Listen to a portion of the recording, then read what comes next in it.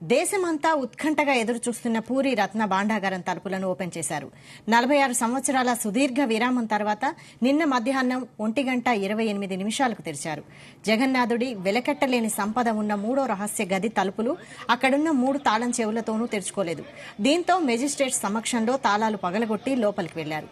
High court విశ్రాంత న్యాయమూర్తి justice Biswanath Rath అధ్యక్షతన శ్రీక్షేత్ర పాలనాధికారి అరవిందపాడి, పూరి కలెక్టర్ సిద్ధార్థ్ శంకర్ స్వైన్, మరో 8 మంది ఇతర ప్రతినిధులు భాండాగారం లోపలికి వెళ్లారు.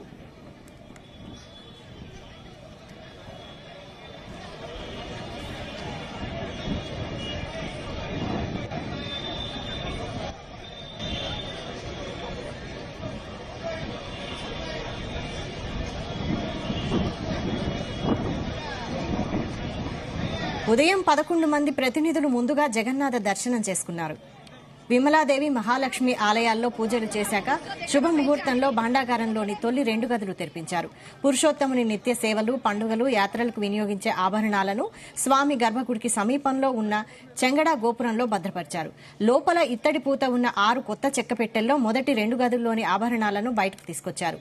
ఇలాంటివి మొత్తం 15 పెట్టెలు చేయాలని ఈ నెల 12న తమకు అధికారులు చెప్పారని, 48 గంటల్లో 6 పెట్టెలు చేశామని వాటిని రూపొందించిన కార్మికుల్లో ఒకరు తెలిపారు.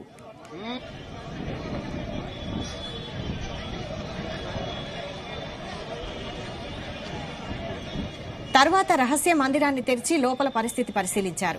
కర్రపెట్టెలు, పురాతన కాలం నాటి అల్మరాల్లో ఉన్న స్వామి సంపద అధికారులు ప్రత్యేకంగా గమనించారు. అప్పటికే సమయం మించిపోవడంతో రహస్య గదిలోని ఆభరణాల తరలింపు సాధ్యం కాదని మళ్లీ మెజిస్ట్రేట్ సమక్షంలో గదులకు సీల్ చేసి సాయంత్రం 5:20 వెలుపలకు వచ్చారు. మూడో రహస్య గదిని చివరిసారిగా 1978లో తెరిచారు. మళ్లీ 46 సంవత్సరాల తర్వాత ఇప్పుడే తెరిచారు. 2018లో కూడా ఒడిశా హైకోర్టు ఆదేశాలతో దీన్ని తెరిచే ప్రయత్నం చేసినా తాళాలు కనపడకపోవడంతో అప్పుడు ఆపేశారు. ప్రభుత్వ మార్గదర్శకాలు, అధ్యయన సంఘం సూచనల మేరకు రహస్య గదిని తెరిపించి పరిస్థితి సమీక్షించాలని భక్తులకు తెలిపారు జస్టిస్ రథ్.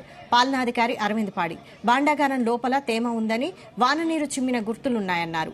సంపద నిక్షిప్తమై ఉన్న పెట్టెలు, అల్మారాలు చూశామన్నారు. వాటిని తెరవడానికి, మరో గదికి తరలించడానికి ఎక్కువ టైం పడుతుందన్నారు.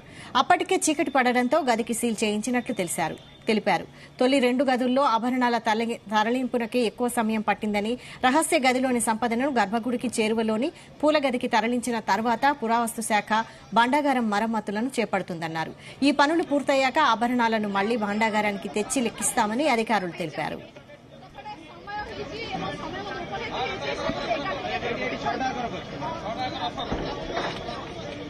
Thank